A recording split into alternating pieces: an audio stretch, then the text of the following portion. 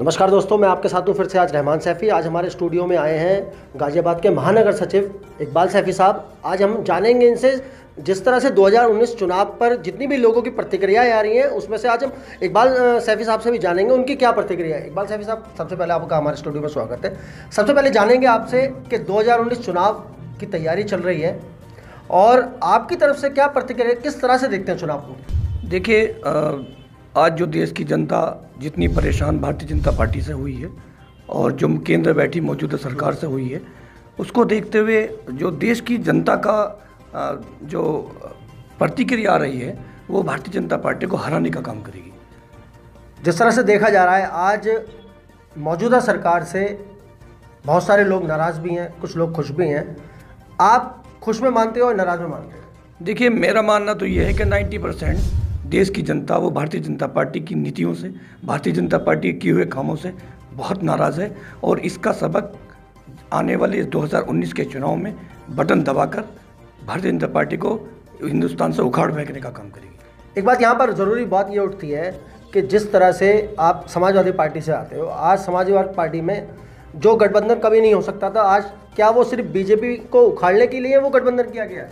देखिए, गठबंधन मैं मानता हूं कि बीजेपी को उखाड़ने के लिए भी किया गया है और नया भारत बनाने की हमें बहुत चिंता है। और हमने, जब हमारी समाजवादी पार्टी की सरकार उत्तर प्रदेश के अंदर थी, हमने विकास किया है। भारतीय जनता पार्टी विकास के नाम पर वोट लेती है लेकिन विकास नहीं करती। हमने अपनी सरकार में विकास करने के बाद कहा कि हमने ये काम कर दिया, तो देश की जनता विकास के लिए वोट देगी और मैं समझता हूँ एक नया भारत बनाने का काम करेगी। जिस तरह से पिछली बार कांग्रेस अध्यक्ष राहुल गांधी ने समाजवादी पार्टी को अपना समर्थन दिया, क्या आपकी बार मायावती जी ने के समर्थन के बाद भी तो क्या वही हालत तो नहीं होने वाली? देखिए, जो गठबंधन हुआ है, ये गठबंधन जो हमारी जो रोज़मर्रा की समस्याएं होती थी पब्लिक के अंदर, उनको ख़त्म करने के लिए गठबंधन किया गया है और भारतीय जनता पार्टी को ख़त्म करने के लिए। हमारा सवाल यह है फिर से आपसे कि गठबंधन तो पहले भी हुआ है, राहुल गांधी जी के साथ अखिलेश यादव जी ने गठबंधन किया, लेकिन उसके बाद पार्टी की बहुत क्षति हुई है, बहुत छवि खराब हुई है। क्या आपकी बार भी तो वैसा नहीं होने वाला? इस बार बहुत अच्छा रिजल्ट आपको मिलने वाला है। उत्तर प्रदेश के अंदर से प्रधानमंत्री उत्तर प्रदेश के अंदर से बनेंगे और उत्तर प्रदेश ही केंद्र में बैठी सरकार को बनाने का काम उत्तर प्रदेश गठबंधन करेगा। यहाँ पर एक बात बहुत ज़रूरी उठती है, क्या इस बात का मतलब हम ये ना निकालें कि राहुल गांधी ताकतवर नहीं थे और बहन जी मायावती जो है ताकतवर है, इसलिए अखिलेश यादव ने उनके साथ गठबंधन किया है? देखिए, राहुल गांधी जी की मैं बात करूं, वो एक पार्टी के, बड़ी पार्टी के राष्ट्रीय अध्यक्ष हैं। मैं उनके बारे में नहीं कहना चाहता, लेकिन ये प्रदेश का चुनाव है। जो ये प्रदेश में जो हमें सांसद जिता करके भेजने, वहाँ बसपा और सपा गठबंधन बहुत मजबूती के साथ काम करेगा और जीत करके जाएगा। आने वाले भविष्य में क्या कांग्रेस के साथ गठबंधन होने की उम्मीद है इसी चुनाव में लास्ट में? देखिए, जब 2019 का चुनाव में जो रिजल्ट निकलेगा, सबसे ज़्यादा गठबंधन की सीटें जाएंगी, तो हम कांग्रेस को समर्थन करने का काम करेंगे। लेकिन जिस तरह से, ये तो बात उत्तर प्रदेश की हो गई, हम दिल्ली की बात करते हैं, जिस तरह से दिल्ली का माहौल चुनाव का बना हुआ है और यहाँ पर भी गठबंधन की राजनीति, क्या आज देश में सिर्फ गठबंधन की राजनीति काम नहीं कर रही बस?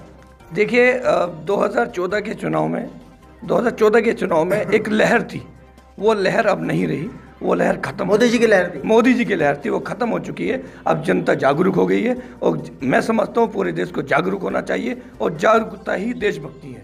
2019 जो 2014 के बाद 2019 तक जो नोटबंदी का एक पूरा कॉन्सेप्ट बनाया गया, कितने संतुष्ट है उससे? नोटबंदी इस देश का काला इतिहास लिखा गया है, जिसने हमारे देश को गड्ढे में गिराने का काम किया है। ये एक बहुत गलत नीति से भारतीय जनता पार्टी ने काम किया, जो देश को बर्बाद करने का काम। लेकिन देश की 60% जनता ये कह रही है नोटबंदी से फ़ायदा हुआ है। देखिए, मैं तो इतना मानता हूँ, जिस जगह से मैं आता हूँ, जहाँ लोगों के बीच में बैठता हूँ, सभी ने, अभी तक मुझसे किसी ने नहीं कहा, सभी ये कहते हैं कि नोटबंदी से देश को सबसे ज़्यादा नुकसान और क्षति पहुँची है। जीएसटी को किस तरह से देखते हैं? जीएसटी ये वही फायदा या नुकसान हुआ है जीएसटी से। ये वही जीएसटी है जो 2014 से पहले भाजपा के नेता ये कहते थे कि हम जीएसटी को किसी भी कीमत पर लागू नहीं होने देंगे, मगर नोटबंदी के बाद पहली चोट नोटबंदी, दूसरी चोट इन्होंने जीएसटी लगा करके 28% भारत को बहुत बुरी तरीके से पीछे पछाड़ने का काम किया है। आज देश को किस तरह की राजनीति की जरूरत है? देश के आगे विकास के एक बात यहाँ पर और करेंगे आपसे, विकास को किस तरह से देखते हैं? 2014 में बहुत बार कहा गया कि विकास होगा। देखिए, विकास पब्लिक चाहती है सबसे पहले तो इंफ्रास्ट्रक्चर में, इंफ्रास्ट्रक्चर और उसके बाद शिक्षा, स्वास्थ्य, रोजगार, ये सारी चीज़ें हैं जो एजेंडा भारतीय जनता पार्टी 2014 में लेकर के आई थी। और भारतीय जनता पार्टी ने किसी भी उसमें अपने एजेंडे से विरूप काम किया है, एजेंडे के उस पर काम नहीं किया और हर तरीके से नुकसान देश को पहुंचा है। किस तरह के नुकसानों की गिनती करते हैं देश को जो पहुंचाया भारतीय जनता पार्टी ने? सबसे बड़ा नुकसान भारतीय जनता पार्टी ने कहा था कि मैं 15 लाख रुपए हर नागरिक के अकाउंट में आएंगे, मैं 1 करोड़ रोजगार हर साल दूंगा, 5 करोड़ लोगों को रोजगार दूंगा 5 साल में, और मैं इंफ्रास्ट्रक्चर में और विकास के लिए जितना ज़्यादा होगा मैं ज़्यादा काम करने का काम करूँ। लेकिन भारतीय जनता पार्टी हर काम में बिल्कुल फेल हो चुकी है। ये तो रही 2014 की बात उसके बीजेपी पार्टी के मैनिफेस्टो के ऊपर। अब 2019 चुनाव के अंदर अखिलेश यादव, समाजवादी पार्टी और बसपा मायावती जी क्या मैनिफेस्टो लेकर आ रही है जनता के लिए? देखिए, हमारा मैनिफेस्टो गठबंधन का ये है कि हमने विकास किया है और हमारी बहन कुमारी मायावती जी ने विकास किया है, माननीय अखिलेश यादव जी ने विकास किया है, समाजवादी पार्टी ने पूरे 5 साल में बहुत काम किया है और अब भी हमारा एक यही एजेंडा है कि हम विकास करेंगे और विकास के विकल्प को लेकर के हम विकास के कामों में किस तरह के काम है, कितने काम है वो? देखिए, रोज़मर्रा की जो प्रॉब्लम आती है, परेशानियां आती हैं, जैसे कि राशन कार्ड नहीं बनता, किसी का पहचान पत्र नहीं बनता, किसी के जो स्थानीय नागरिक जो होते हैं उनकी बहुत सारी समस्याएं। बार ये देखा जाता है हर राजनीतिक पार्टी इन्हीं मुद्दों पर बात करती है, वो ये बात नहीं करती कि जितने भी युवा वर्ग है उसके एजुकेशन को लेकर या उसके रोजगार को लेकर, उसके लिए क्या मैनिफेस्टो होगा? देखिए, मैनिफेस्टो मैं आपको बता दूं, 2012 से लेकर के 2017 के बीच में समाजवादी पार्टी ने रोजगार दिया है। सबसे ज़्यादा दिल्ली पुलिस के अंदर और यूपी पुलिस के अंदर भर्ती किए हैं और जितना भी विकास समाजवादी पार्टी ने किया, आप चाहें तो इसके बारे में हमारा एजेंडा था, हम उस एजेंडे पे पूर्ण रूप से खरे उतरने का काम समाजवादी पार्टी ने किया है। एक बात यहाँ पर और आपसे जानेंगे, क्या जिस तरह से 2014 के बाद मोदी जी की लहर आई और आज भी उनकी लहर है, क्या अगर 2019 चुनाव अखिलेश यादव जी के पक्ष में चला जाता है, क्या आपको लगता है कि वो अपनी बातों पर खरे उतरेंगे जितने भी वादे किए जा रहे हैं? देखिए, समाजवादी पार्टी का आज तक का ये जो है वो रहा है, जो अपना एजेंडा हमने दिया उस एजेंडे पे हम खरे उतरने का काम किया है और 2019 के बाद भी हम अपने कामों में खरा उतरने का काम करेंगे। जो हमारा एजेंडा होगा हम उससे बिल्कुल पीछे नहीं हटेंगे। एक बात यहाँ पर और जानेंगे आपसे, क्या दिल्ली के चुनाव को किस तरह से देखते हैं, जो जिस तरह का माहौल चल रहा है?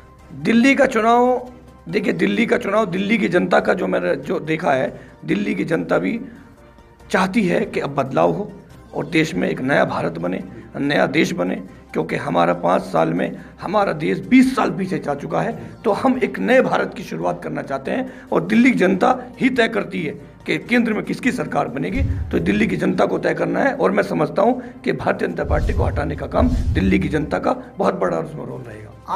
आखिर वो कौन सी वजह है जिसकी वजह से आज जितनी भी तमाम राजनीतिक पार्टी हैं वो भारतीय जनता पार्टी को हटाने की फिराक में लग गई हैं, किसी तरह वो भारतीय जनता पार्टी को हटाना चाहती है? आखिर वो वजह क्या है? डरती है क्या सारी पार्टी?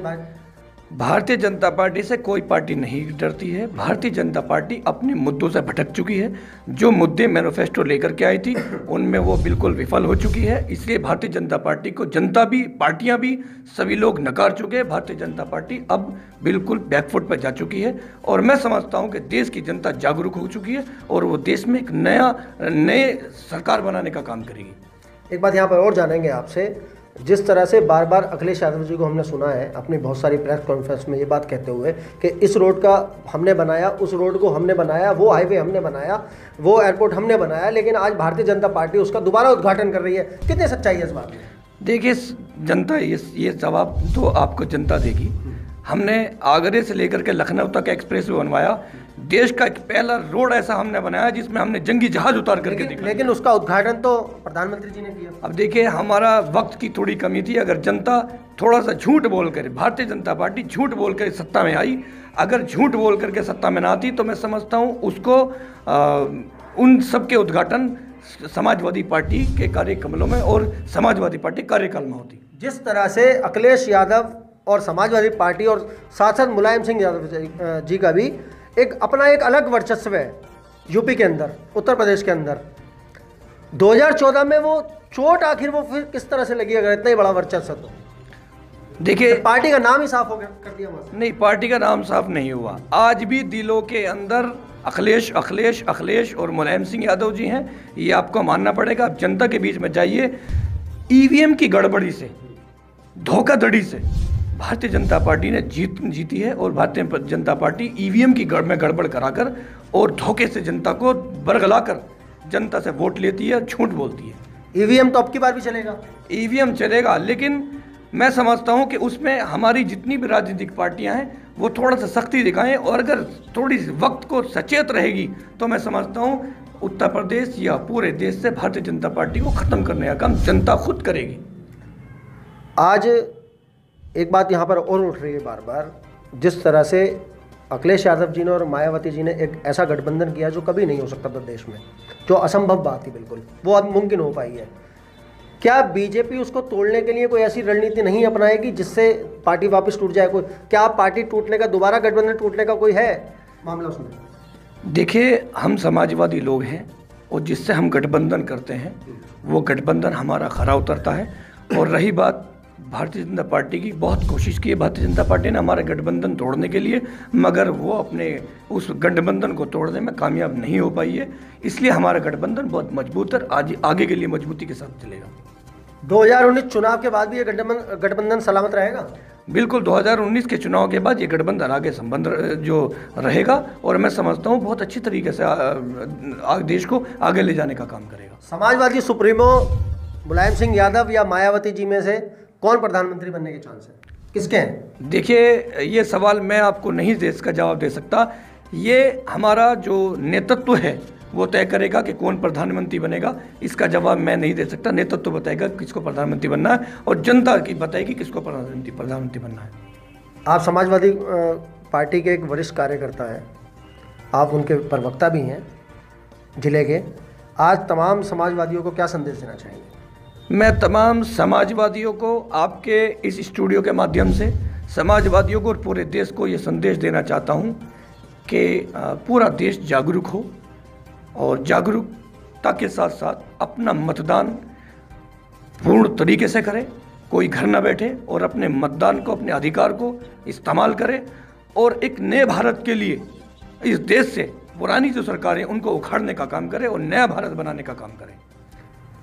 एक लास्ट में एक बात और आपसे पूछते चलेंगे यहाँ पर, चाचा शिवपाल को क्या प्रतिक्रिया देते चाचा शिवपाल आने वाले चुनाव के लिए? देखिए, वो समाजवादी जो परिवार है वो परिवार का मामला है। मेरा उसके बारे में कोई मैं प्रतिक्रिया नहीं दे सकता। वो समाजवादी परिवार जानता है कि उनका क्या मामला है। इसका जवाब तो मैं नहीं दे सकता आपको। तो दोस्तों, ये थे हमारे साथ इकबाल सैफी, जो समाजवादी पार्टी के एक वरिष्ठ कार्यकर्ता, लेकिन इन्होंने हमारी लास्ट की बात का जवाब नहीं दिया। चाचा के ऊपर इन्होंने कोई प्रतिक्रिया नहीं दी। आप जान सकते हैं कि आखिर समाजवादी लोग इस बात के ऊपर अपनी प्रतिक्रिया क्यों नहीं देते। दोस्तों, अगले कार्यक्रम के साथ मैं दोबारा किसी मेहमान के साथ फिर हाजिर होऊंगा। कैमरामैन रिजुल के साथ, साई न्यूज़ के लिए।